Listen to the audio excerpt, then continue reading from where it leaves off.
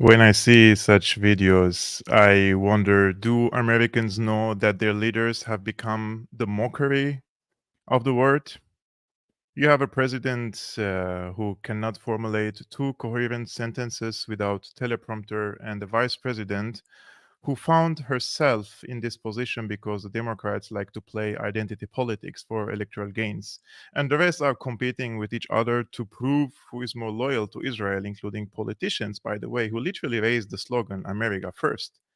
Now that the Biden administration told Iran don't, meaning don't intervene in the ongoing onslaught against Gaza, I'm wondering, how can the US discourage Iran from intervening when hundreds of American special forces arrived in the Middle East and Israel?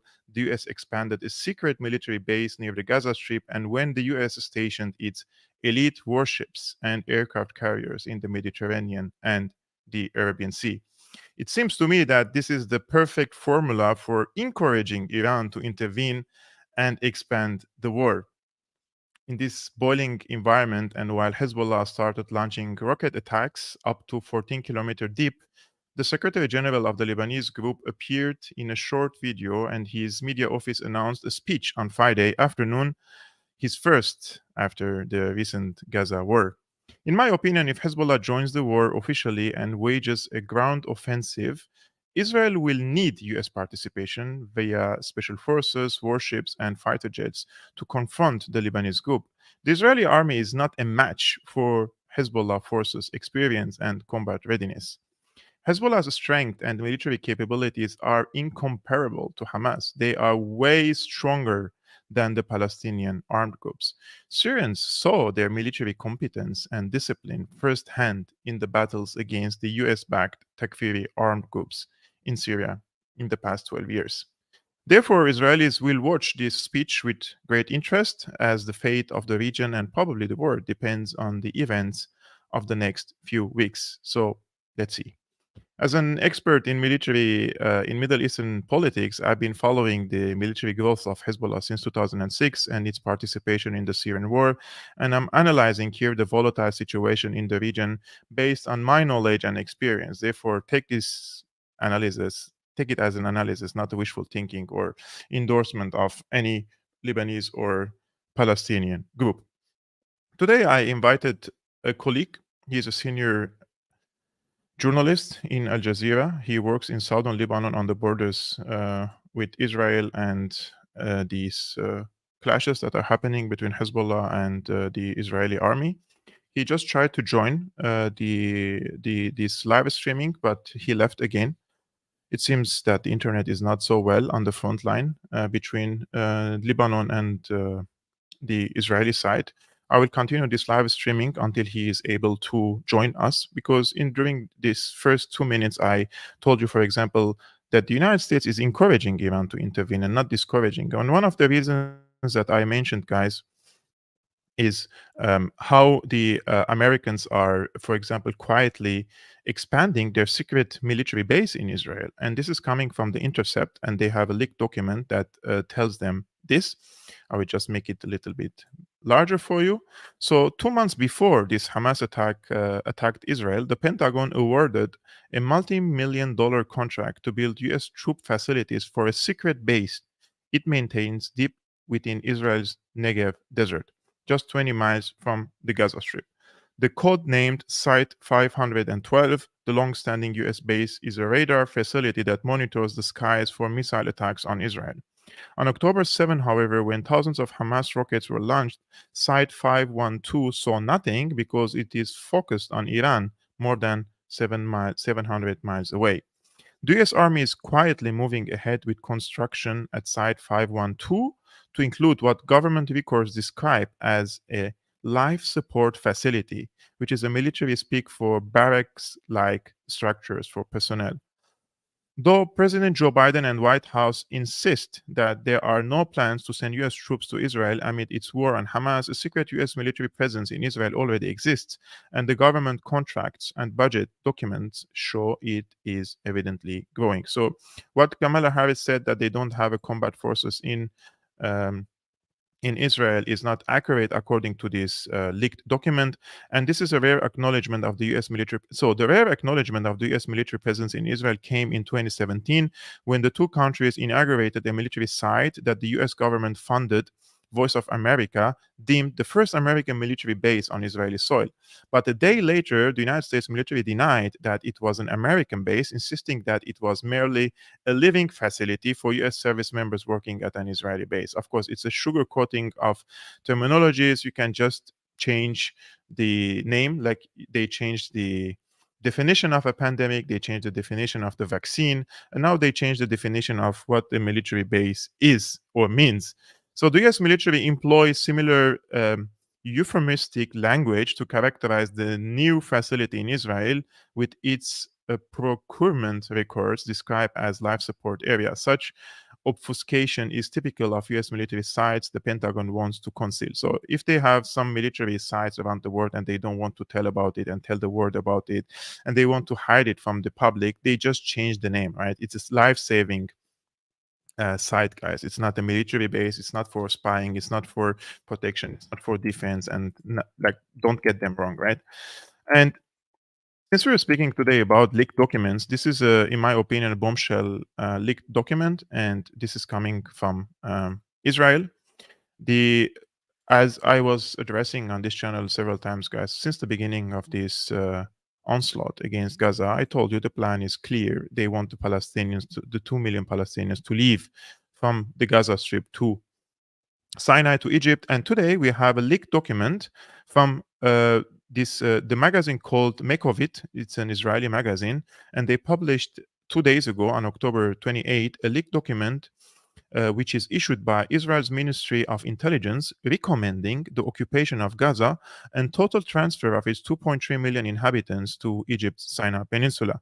The document issued on the 13th of October identifies a plan to transfer all residents of the Gaza Strip to north of Sinai as the preferred option among three alternatives regarding the future of the Palestinians in Gaza. I mean, if there is any other alternative, just ask yourself, what are the other alternatives, by the way?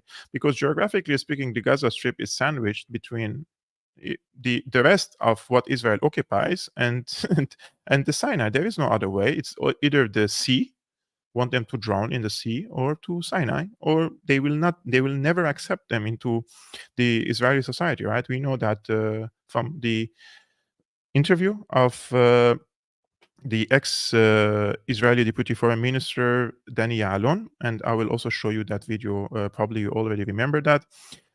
This is the secret document, guys. It's in Hebrew, and there are translations for this document, and they publish it. It seems that there's at some times the intelligence apparatuses, they deliberately leak some of the documents to the media just to check what is the reaction of the public opinion. The public opinion on the international level, their partners, their allies, their enemies, and also they want to see what do the people think of this plan, right? So that's why, in my opinion, they leaked this document to the public so that they see how the people will react to it. So these recent statements by Israeli government officials and actions by the Israeli army in Gaza suggest the plan is indeed being implemented. Since the 7th of October, Israeli officials have repeatedly issued warnings to Palestinians to move to southern Gaza in advance of a looming ground of invasion. And they've been telling the Palestinians to move to southern Gaza, and then even they're bombing the routes that it leads to the southern Gaza, right? And we've seen videos of cars trying to escape and they're bombing them. And since then, they are even telling the people, yeah, we're coming, like we want to invade northern Gaza. It's been almost 3 weeks and they haven't invaded northern Gaza properly. And they don't even want to mention that they started the ground of invasion, because if they tell the people that they started the ground of invasion and they aren't able to achieve successes, military successes underground, meaning occupation of a certain territory in the northern Gaza, and holding up this territory, guys, in the military affairs. I've been, for example, following the war in Syria and in Ukraine, and you can see that one of the parties, conflicting parties, they can occupy a place, but they cannot keep it. It's different. If you occupy this area and you cannot keep it, you're not successful, because you need, if you when you occupy this area, you will need to establish a defensive line, you need an air cover, you need different aspects to keep this, to hold this territory, right? So up until this moment, the Israelis haven't managed yet to occupy, let's say, an important part of the northern Gaza Strip and hold this territory. That's why they don't tell their people that we started the ground offensive, although they did. But in media, they don't say, so that if they fail, it wouldn't be considered a failure just in front of the public. So, an official at the Ministry of Intelligence confirmed that the 10-page document is authentic, but was not supposed to reach the media. Of course, it was supposed. They wanted it to be leaked to the press, as I told you previously. According to a right-wing activist, the document from the Ministry of Intelligence was leaked by a member of Likud, so from the governing um, party, from the governing coalition, and Likud is the party of Netanyahu. Leaking the document, see what they say here. Leaking the document was an attempt to find out whether the public in Israel is ready to accept ideas of a transfer from Gaza. And it's not only the public in Israel, but also the United States. And it seems that the Biden administration, they aren't 100% agreeing with the Israelis to kick out all these Palestinians, 2.1, 2.2 million Palestinians to Egypt, because Egypt is also refusing. I mean, Egypt, why would they accept 2 million refugees? Why would they accept them permanently? If it's a temporary thing, it would be okay, but they know it's not temporary, it will be permanently. So they're trying to bribe Egypt by 8 billion, 10 billion, and probably even $20 billion so that Egypt accepts these refugees. And then there are people come and say, oh, but why the Arabic countries aren't accepting all these refugees? Aren't they Arabs? Are you kidding me? Palestinians are Palestinians. Egyptians are Egyptians. Syrians are Syrians. Lebanese are Lebanese. Each of these people have their own sovereign countries. And plus, Syria, for example, received 500,000 Palestinian refugees. Lebanon received between 250,000 of 500,000, so between 200,000 and 500,000 Palestinian refugees. In Jordan, there are 2 million Palestinian refugees. Egypt received Palestinian refugees. So, how many more refugees they should receive for these clever people? Let's not use bad language, because last time I used some bad language and some of you were not happy about it and they told me they don't want to hear it. So I'm not going to use their swords again. It's like clever people, right? They want for all the Palestinians now who live in on Palestine to leave to Arabic countries. It's so crazy, man. Like, uh, like there is, let's say, if there is any Germanic countries, we have to expel all the German people from one country to another because the other countries are also similar. It's Anyways, so the transfer plan is divided into several phases, guys. In the first phase, the population in Gaza must be forced to move to southern Gaza, while Israeli airstrikes will focus on targets in northern Gaza. So, even if, guys, this document is not, let's say, there is suspicions, right? Like this document maybe is not 100% authentic, although it's been confirmed that it's authentic. But this phases that is mentioned now here, you can see that the Israeli army is already implementing it on the ground. So whether there is a leaked document or not, these phases are already being implemented. The first phase is they're asking the Gazan population to move to the southern side and then starting to bomb the northern part of Gaza, right? And the second phase here, the Israeli army's ground entry into Gaza will begin. Now we are living the second phase, guys. They are trying to get into northern Gaza. Through their tanks, artilleries, um, armored vehicles, soldiers, etc., which will lead to the occupation of the entire strip from north to south and the cleansing of the underground bunkers from Hamas fighters. At the same time as the Gaza Strip is occupied, the citizens of Gaza will move to Egyptian territory and will be prevented from returning permanently. So this is not something temporarily. They're planning for complete ethnic cleansing of the Palestinians. This is the plan, and I don't understand how can any sane person, any sane politician still continue talking about Israel's self-defense narrative. Like, you can, as an ally of Israel, say Israel has the right to defend itself if it's defending itself, but not expelling the Palestinians from their lands. There is a difference between you trying to defend yourself compared to what you're doing on the ground. This is offensive. This is not defensive acts, right? So they say it is important to leave the traffic lanes toward the south usable to allow the evacuation of the civilian population toward Rafah. The document recommends beginning a dedicated campaign that will motivate Gazans to agree to the plan and make them give up their land. So they're going to play some psychological games with them and try to convince them to go to Egypt. And I think one of the psychological games they're playing here is, as I told you multiple times, spreading desperation. Like, even if you are living now in the Gaza Strip and you survived and the war is over, why would you want to still continue living there in these circumstances when you know that the Israelis are able to inflict so much harm upon you and your family, and they can kill your family in a matter of seconds, and your entire business will be gone, buildings will be destroyed. There is no hope, no water, no electricity. So this hopelessness, right? This is the psychological game they're playing so that they convince, quote unquote, the Palestinians to leave.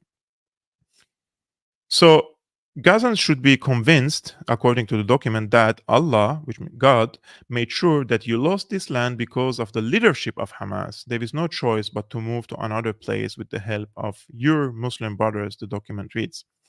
Further, the plan states the government must launch a public relations campaign that will promote the transfer program to Western states in a way that doesn't promote hostility to Israel or damage its reputation. So they're even planning to relocate some of these refugees. As I told you guys, if you remember in my first second or the third live stream, I told you what they do. They bring most of the Palestinians to Sinai, and what's going to happen is the vast majority of them are going to stay there, and then they give some scholarships, some student visas to some of the smart Palestinians, and they take them to Europe, and also give some others asylum in different European countries, and then absorb them in the societies there. And the rest, they stay there indefinitely, like it happened after the Nakba, after 48. Most of the people became refugees. Some of them became they received visas and asylum around the world. And then their idea is like they're betting on the idea that in a generation, 2, 3, they will be assimilated in these societies and they will forget about Palestine. Right? This is the game, end game. The document also states that the US should be leveraged to pressure Egypt to take in the residents of Gaza and to encourage other European countries, and in particular Greece, Spain, and Canada. So I don't know why they specified Spain and Greece. Maybe, I don't know, Greece is more pro, I would say, Israel. Spanish people, I saw lots of them were pro Palestinian.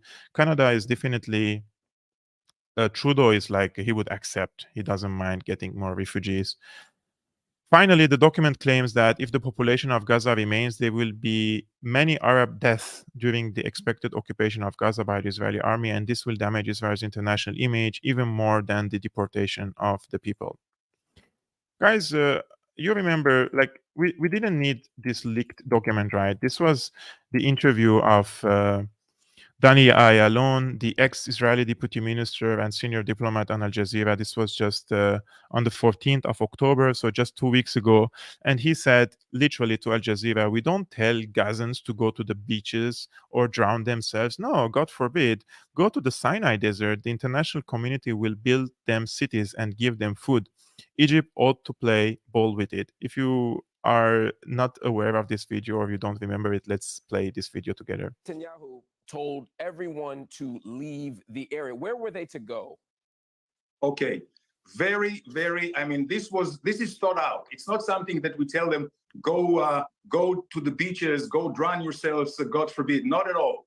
There is a huge expense, almost endless space in the Sinai desert, just on the other side of Gaza. The idea is, and this is not the first time it will be done, the idea is for them to leave over to the open areas where we and the international community will prepare the infrastructure, tent cities with food and with water. You know what? Just like for the refugees of Syria that fled the butchering of Assad a few years ago to Turkey. Turkey received 2 million of them. This is the idea. Again, I say there is a way to receive them all on the other side for temporary time on Sinai. Because what did Hamas turn out on the other Gaza? side? Are we talking about Rafah? Are you saying the other side that go to Egypt? Yes, absolutely. Absolutely. And Egypt will have to play ball because this is human life is at stake. Well, we want to open a humanitarian corridor so they can leave. But if Hamas... So that who can leave? So that who can leave? Citizens? You're saying civilians can leave, but only through the Rafah border, correct? At this point, yes. So they can't come... Where else? Your country! They can come into Israel. I'm telling you one more thing I want to say. But I want you to address that point. Don't just smile, sir, respectfully. You're saying you're making a corridor. They can go to Egypt. You're bombing them. You say you want to save them, but they can't come in. First of all, I'm not smiling. I'm crying in my heart. I'm crying in my heart for... Guys, sometimes I ask myself if these Israeli politicians, they think that everybody is stupid, It's like temporarily, wink, wink. Just go to the Sinai. And just like 70 years ago, we told you to go temporarily. And then we blocked your access. And we said, you will never, ever come back again to Palestine. That's not going to happen. If the Gazans leave their homes, and this is their choice, right? Who am I to judge? But I'm just telling you the truth of the matter. If they go there, there is no way back. It's done. They're not going to come back. And the Americans are apparently playing with this. Although the Biden administration showed some restraint that they don't want it. This is from the Department of State, this document, guys. And this is from Mario Naufal's Twitter account. So I'm not bringing something, let's say, mainstreamy, but he is reporting on this case. And I think it's important for us to see what this document is about. And Biden is allocating, as you can see, $106 billion bid. And he says this raises alarms over possible pre-planned Palestinian displacement into Egypt. Biden has submitted a request for an additional 106 billion in financial aid to Gaza's displaced residents and Ukrainian refugees, with a section of the proposed causing significant concerns. So what is this clause or paragraph that is causing concerns? While the funding aims to assist refugees and humanitarian efforts in Israel, one specific aspect of the request has garnered attention. Let's see what is this. On page 40, this is the page 40, guys, as you can see the document here, if you can see it clearly, but this is the page 40. I would just make it a little bit, or yeah, it's the same. Okay, this is the largest that I can do. On page 40, the request includes a provision to allocate funds for the support of civilians affected by ongoing conflicts, specifically mentioning Palestinian refugees in Gaza and the West Bank. What raises alarm is the reference to potential cross-border quote displacement and quote asylum, suggesting that these funds are to be used for such purposes. So when these Palestinians leave to Egypt, they're going to use these funds to for housing and allocate resettling these Palestinians in Egypt and also giving them asylum. And you know that the Arabic countries aren't going to give them asylum. There is no this culture of giving them asylum. So asylum will be granted to some of these Palestinians in European countries, most probably. And rest assured, the Americans aren't going to accept any, probably except dozens. They just do their wars in Libya, in Syria, in Iraq, in Afghanistan. They create waves of millions of refugees, and then they don't accept probably few thousands of them or tens of thousands of them. And then the Europeans have to receive millions of them. Anyways, the concern is that the request may basically guarantee the forced Palestinian displacement to Egypt. It calls into question the stance of the Egyptian government and the potential consequences on Palestinian sovereignty. It's important to note that in a phone call with Biden, the Egyptian president made it clear Egypt will not permit the displacement of Palestinians from Gaza into its territory. Now that Sisi is saying this, but in my opinion, there is so much incidents in history that Egypt and other allies of the United States, they said no to the United States, and then the Americans persuaded them, whether through military incentives or through financial incentives. I don't know if Sisi is going to stand firm on his position in this regard. So what are this three-stage relocation plan? Again, this all comes at time that we know now about this secret document, and this is just not a coincidence, right? This document also comes at the same time of this leaked document. This document is from the Department of State. So what are this three-stage relocation plan? Israel's Minister of Intelligence, Gila Gamliel, has also authored a controversial proposal that has raised concerns regarding its potential impact on the Palestinian population in Gaza. First, establishment of tent cities in Sinai. Like, they are literally speaking about tent cities, guys, in the middle of the desert. And then Minister Gamili's plan begins with the creation of a temporary tent cities in the Sinai Peninsula, especially located southwest of the Gaza Strip. These tent cities serve as an initial relocation solution for Palestinians in Gaza. Solution. They consider this a solution, guys. Humanitarian corridor implementation, the second stage, often referred to as the humanitarian corridor, focuses on facilitating the movement of Palestinians out of Gaza. This stage aims to establish a route for Palestinians to leave the Gaza Strip, effectively moving them from their homes. And the third is construction of cities in northern Sinai. In the third and final stage of the plan, Israel envisions the construction of permanent cities in the northern part of Sinai Peninsula. These cities are intended to accommodate the relocated Palestinian population, providing a long-term solution for those displaced. So it's not temporary, as the minister claimed. This is permanent. What is the word for this? Ethnic cleansing, right? Like, this is the definition of ethnic cleansing. Like, forcefully pushing ethnic people, indigenous people from their land to another place and telling them, I'm giving you a carrot now, go there, I'm going to build tent cities for you. And then, inshallah, in 10 years, in 20 years, I will build some cities for you. No man's land for preventing return. So they're also planning for blocking the return of the Palestinians, right? An essential aspect of The plan is the establishment of a no man's land within Egyptian territory. The purpose of this no man's land is to prevent the Palestinians relocated to Sinai from returning to their homes in the Gaza. So basically, as I told you guys from the beginning, if they kick out the Palestinians to the Sinai, and if the Palestinians try to come back, they will not allow them to come back first. And if any of these groups have an access to arms and try to force the Israelis to accept them to return to their homes, the Israeli side will come and say, there is a security concerns now coming from the Sinai, so I have to create a buffer zone now in the Sinai on Egyptian territories, just like they did with Syria. They created a buffer zone by occupying the Syrian Golan Heights, and then what they did in 82, the Israeli Knesset, they ratified the annexation of the Syrian Golan Heights. Like, they literally occupied Syrian territories, and the parliament, the Knesset of Israel, voted unanimously to annex this territory and consider it part of the Israeli land.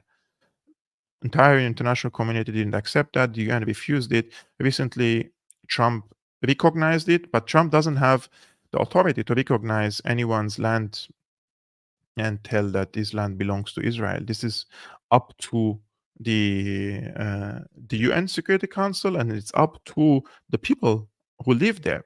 So if the Israelis are genuine about it, let them do a referendum. Let them hold a referendum. They have been occupying the Syrian Golan Heights since 1967, and they haven't organized any referendum asking the opinion of the people. Why? Because the majority of the people will vote in favor of staying with Syria because they're Syrians.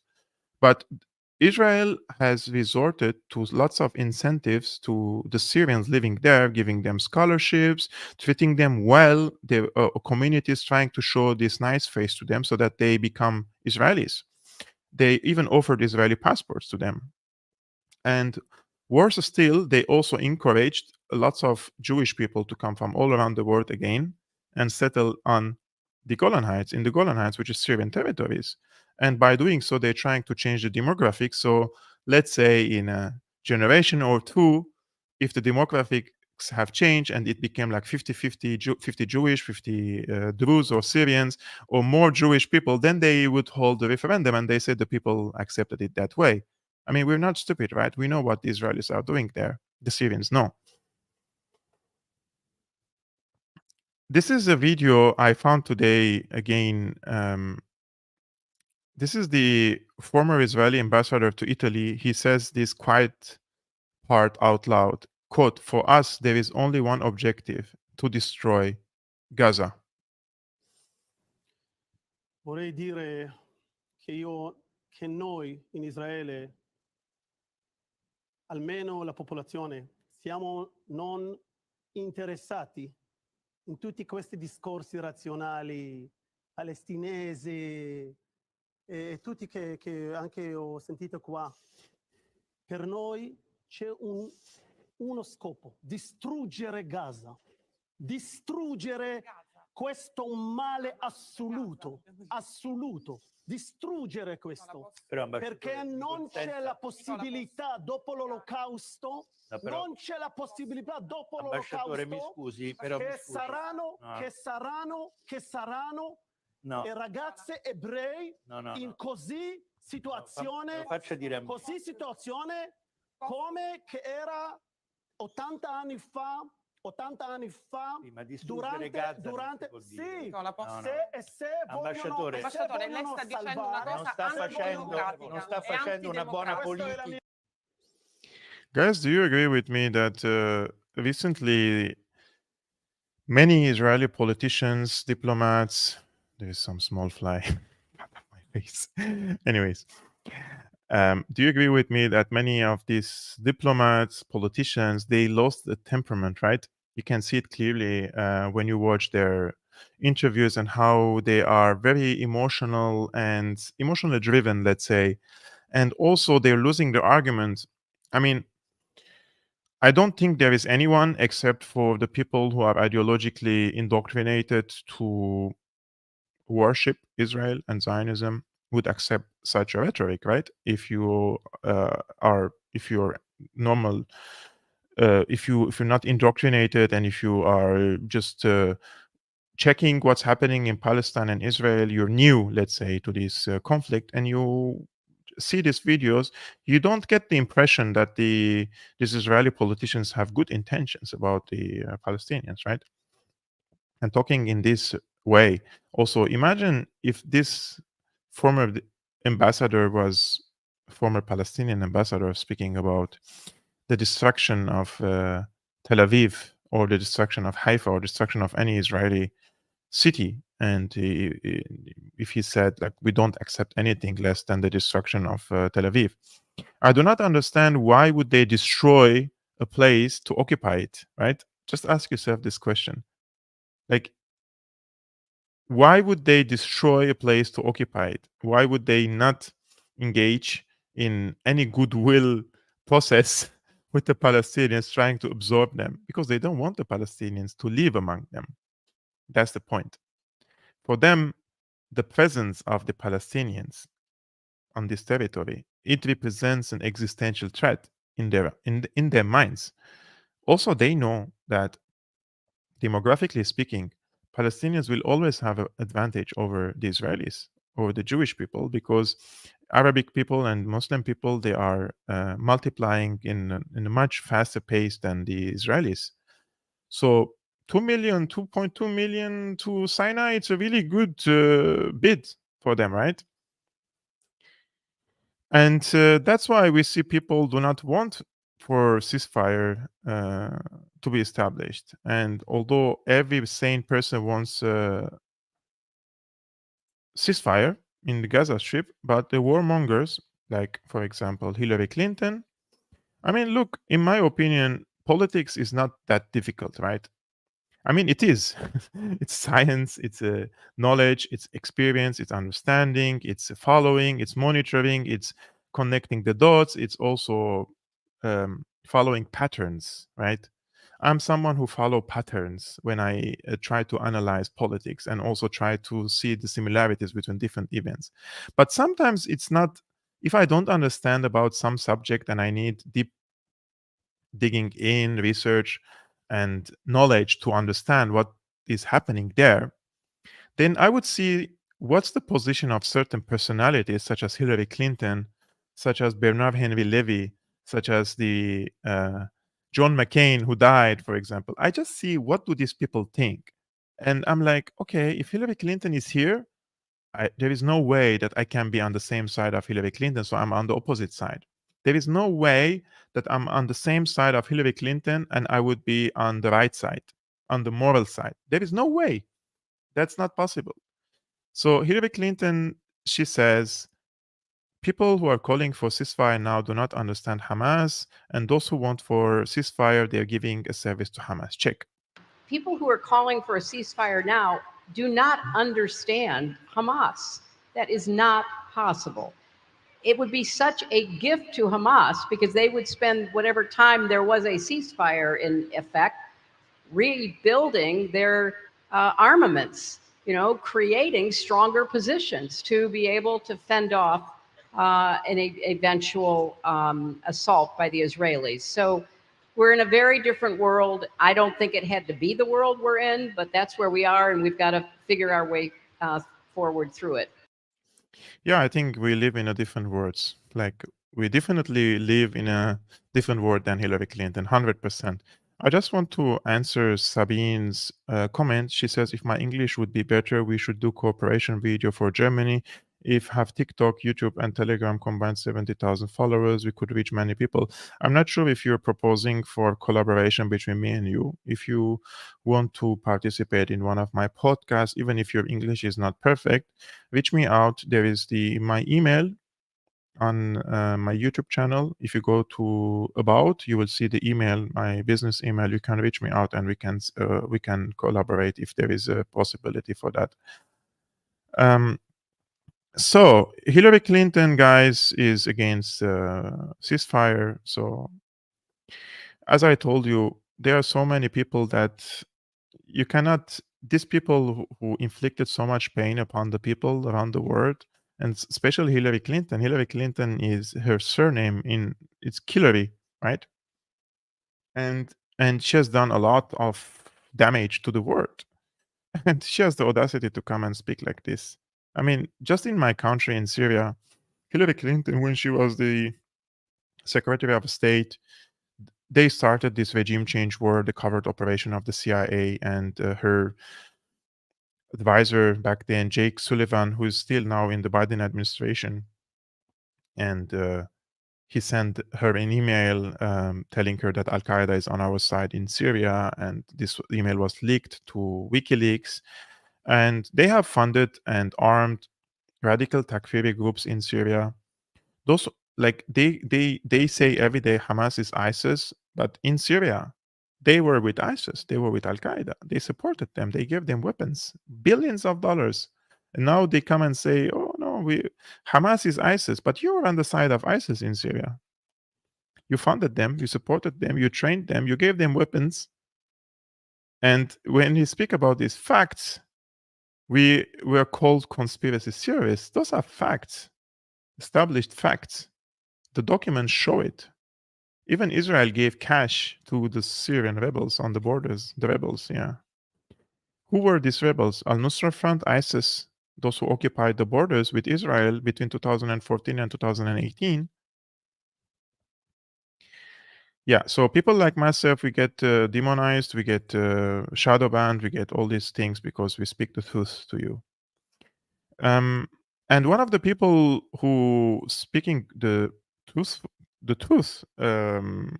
about this case is Dan Kovalik. Dan Kovalik is he's a peace activist, and he confronted his senator John Fetterman. He actually voted for John Fetterman. He gave him his voice, and he met him in an event, and he talked with him on face to face and asked him why isn't he supporting a ceasefire in Gaza Strip. Look what they did to him, guys. So this is the democracy that they're speaking about. Take a look. Why aren't you supporting a humanitarian ceasefire? No, I'm with the team. If you like, I can talk to you. No, I can talk to. I voted for him. I'm sorry, this is a democracy. It absolutely is. Yeah, but kind of, sort of. Why? 10,000 people in Gaza have been killed, half are children. The Pope's calling for a ceasefire. The UN has called for it. I'm just asking you. You're a good guy. I voted for you. I know you're a nice guy. This is important. You need to leave. Here, can I give you a phone?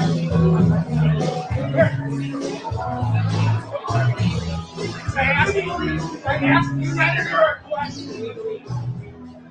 asked you a question. He just assaulted him. He just assaulted him. He just assaulted him. He just assaulted him. He was just talking to him. He's assaulted him.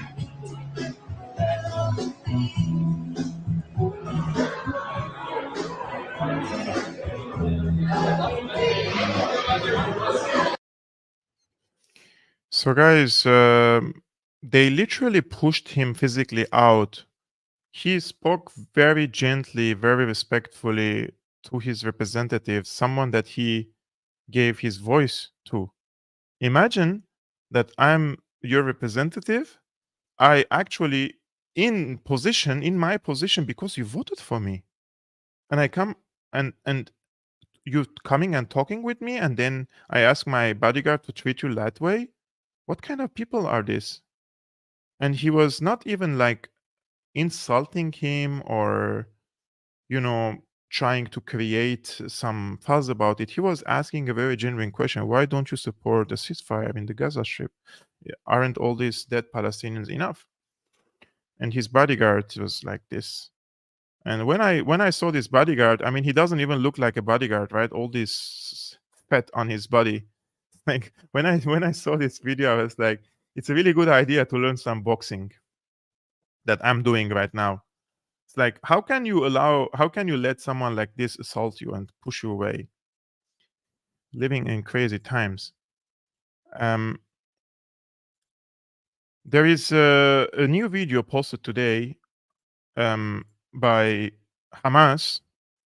and they are posting this video of these 3 hostages they have taken on the 7th of October, and they let them speak and send a message to Netanyahu, because apparently some of the hostages are dead now after the heavy bombardment of the Israelis on the places that they probably were, and they want to send a message to Netanyahu. Consider it, of course, a propaganda by Hamas. Like Hamas does propaganda just like the Israelis.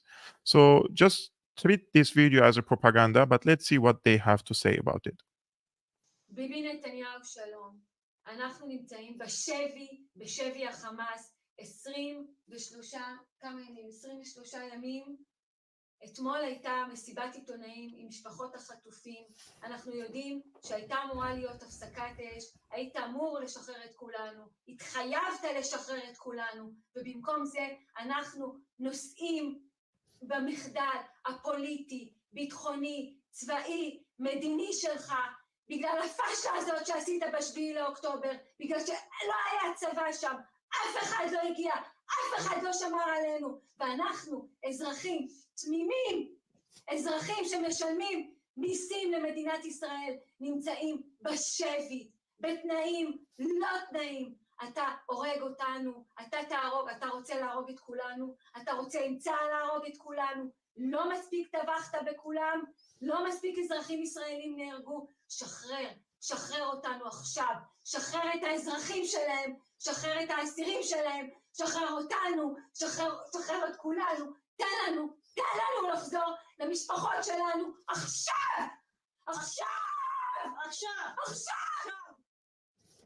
So the thing is with this video, guys, Hamas says that they offered the Israelis, they told them that they are ready to free all these hostages if Israel frees the Palestinian hostages. Because remember, there are 5,000 Palestinian hostages, prisoners in Israeli jails. And many of them, they haven't received any sentences. Many of them, they haven't even charged by anything from the Israeli side. And many of them are minors. And there is what is called this administrative courts in Israel, and they can hold you as a hostage for 6 months without trial, and then they extend it indefinitely. You can stay probably 20 years in administrative jail and go from one administrative court to another without receiving any sentence, even on the suspicion of you may probably in the future commit a crime according to the occupation forces.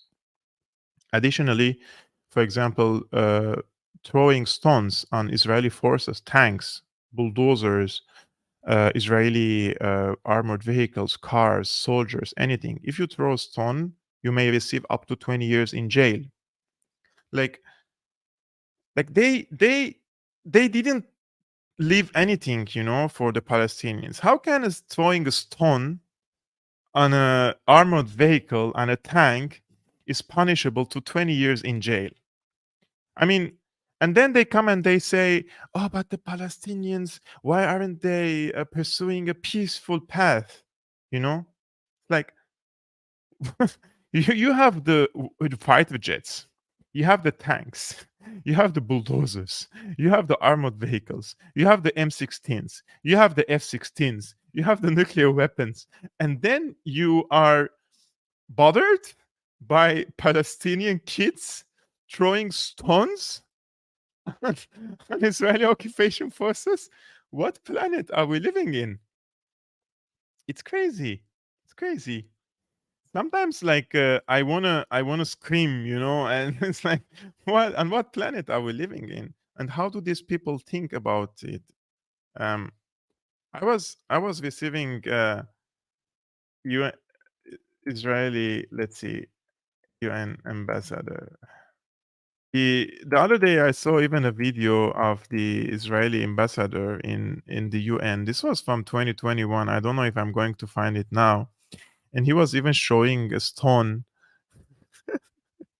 he was showing the stone that the Israelis are throwing on the Israeli occupation forces, and he's showing it as if it's a nuclear weapon or something.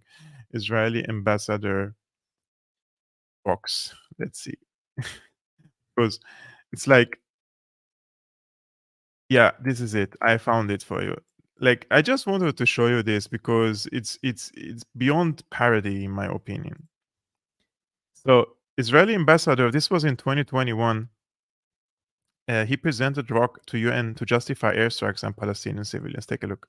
Rocks like this that are thrown at Israelis in their cars and on buses. They are thrown at Israeli men and women, at Israeli babies and children every single day. In 2021 alone, Israelis suffered 1,775 rocket attacks by Palestinian terrorists, but the world says nothing.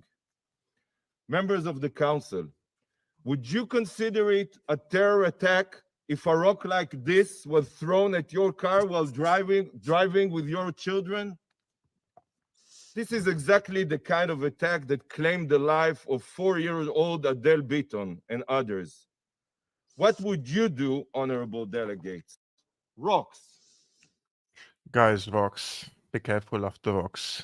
Don't you consider it a terrorist attack against you if you are driving your car on an occupied land? You know, these rock attacks, I just want to... Context is everything, right? These people, they don't tell you any context. So, East Jerusalem, West Bank, those are Palestinian territories, right? So if you are a settler, Israeli settler, and you are living on these territories, you're illegal under international law. So you're living on somebody else's land. You occupied that land. So the other day I was speaking this with my wife, and I said there should be also personal responsibility, right? Let's suppose, yeah, I was born Orthodox Christian, right? If one day there is a country that claims to be representing all the Orthodox Christians around the world, and this government of this country was established somewhere, and I just checked that there were people there who were expelled, and this government there, newly established, telling me that I can come there and receive a citizenship and live and probably get the land for free, I wouldn't do that. Personally, I wouldn't do that. There is a personal responsibility there. First of all, I'm not going to live on somebody else's land. This is my moral judgment. And two, I'm not going to bring my family in danger. I'm not going to go somewhere where I'm living on somebody else's land that this somebody may have some grievances against me and my family and then attack me with a terrorist attack with these rocks, right? So personal responsibility, guys, is very important. I do not understand how can some people not think about these cases. We have to be more clever before taking decisions of moving from one place to another, and especially if we are going in a place that is not yours. And it's something different when you go to some other country and relocate there, work there, pay taxes, compared to going to a place where it is considered occupied and it is governed by an occupation force. Completely different. Let's see. So, yeah, okay. I just want to show you a video that I saw in the last Liverpool game.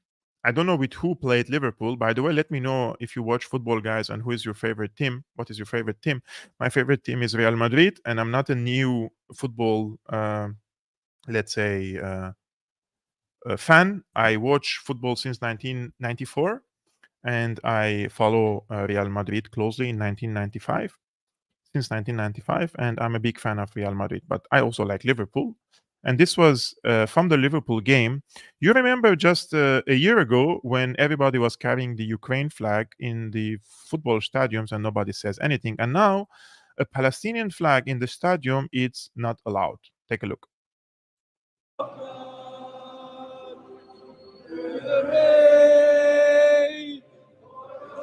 Can I ask you to lower this flag, please? Why is that? Because the club are not politically sided either way. Yeah, but it was okay when it was Ukraine, though, wasn't it? I absolutely agree with you. That's what the argument we've had. But we've been asked to bring these flags down. Please, if you don't mind. Thank you very much. I appreciate your help. I mean, this guy, he's just doing his job, right? I'm not blaming him, but this is so hypocritical. Why is it okay to carry the Ukrainian flag but not the Palestinian flag? Let them ban everyone from carrying flags during such political events, or allow them all, right? One of the guys says, Barcelona fan here, hard luck, bro. I watched the game and I was happy for Real Madrid, but at the same time, my mind and heart and soul is in Gaza, is in Palestine. I didn't want to post about it or brag about it. Usually, we mock each other when Real Madrid wins on Barca and when Barca wins against Real Madrid. Yeah, the Celtic fans, as one of our friends says, they were great. Like, they were carrying the Palestinian flags and nobody said anything to them. Yeah. And speaking of, because we mentioned Ukraine in this case, I want to end up this live streaming with this article from the Washington Post, guys. The article says new danger for Ukraine, taking Israel's side in war against Hamas and Gaza. So there is new danger that popped up against Ukraine because Ukrainian President Zelensky immediate and forceful support for Israel in its fight against Hamas has imperiled almost a year of concerted efforts by Kiev to win the support of Arab and Muslim nations in its war against Russia. Look, I just want to I'm very, very honest with you guys, right? Like, there was no way for Zelensky in this world or in parallel world to convince the public opinion in the Arab world to support him against Russia. Russia, since the days of the Soviet Union, they have very good relationship with the Arabic world. And they have helped the Arabic movements, especially the liberation movements against the occupations in Africa, for example, against the apartheid. They have good reputation, and they know what the United States has done to the Middle East. So, in exception for some of the Gulf countries, most of the Arabic countries in Iraq, in Syria, in Lebanon, in Jordan, in Palestine, in Egypt, in Algeria, in Tunisia, in Libya recently, most of the people know what the Americans have done. And they know, because they have this collective memory as well, that what's happening in Ukraine is a proxy war. So they're not going to side with the United States or with Ukraine against Russia. Probably they would stay neutral, but they're definitely not going to stand with Ukraine, because they know that this is America's and NATO's war and not Ukraine's war. People are not stupid in the region, but they treat them like they are illiterate, right? Probably the people in the Middle East are the most educated, and the people who most of the people there really, they comprehend politics because they live in the middle of politics. They've been witnessing these wars, so it creates education, right? So, with Israel's military operations set to enter this fourth week and Palestinian civilian casualties mounting, the war in Gaza is posing one of the most difficult diplomatic tests for Ukraine since Russia's invasion in February 2022. Countries like Turkey, Saudi Arabia, and Qatar, which at times have provided crucial support to Ukraine, have accused the West of double standards in Gaza, alluding to the broad condemnation of civilian deaths in Ukraine compared with the muted criticism of Israel. Tensions with Muslim and Arab nations, however, is just one risk facing Kiev, which must now also contend with the world's attention shifting largely to a new war in the Middle East, as well as competing demands for U.S. military support at a time when House Republicans just elected a new speaker, Mike Johnson, who has opposed sending additional aid to Ukraine. Some experts noted that Israel had already made clear it was not going to reciprocate with greater support for Ukraine. I just want to focus on this one thing, guys. Here, it's just this last paragraph. Randa Slim. Okay, I personally met Randa Slim, I believe, in 2000 and was 2009. No, it was in 2011 actually, or 12, in a funeral in Beirut. And she's a same family of my friend. He's also from the Slim family. And this woman, she's she's American. I mean, she's Lebanese, but she's American. Like her convictions, her positions, her statements, her writings, everything, it serves American interests. It just makes you wonder if she is paid by the Americans or not, because she works, of course, for think tanks. For example, she's an expert in peace building at the Middle East Institute. You know, all these fancy jobs with big salaries. She said Israel had no choice but to maintain its relationship with Moscow, in part because of Russia's control over Syria. And she pointed out that Israel had rejected Zelensky's offer to visit after the Hamas attack. Guys, these people, they just repeat the same lie over and over again, and they start believing their own lies. Like, Russia doesn't control Syria. Russia has influence in Syria. There is big difference. Control means that if Russia says something to Damascus, Damascus has to follow. That's not the case. In Damascus, they receive recommendations from the Russian side about the constitution, about reforms, about military aspects, and there are so many examples that Damascus said, no, we're not going to accept that. For example, Russia proposed a deal between the so-called Syrian Democratic Forces, the Kurdish militia supported by the United States, and Damascus, middle ground between them. Damascus said no. Russia proposed constitutional reforms between quotations again in Syria. Damascus said no. Russia doesn't encourage Syria of highly investing in the conflict against Israel, for example. Syria said no.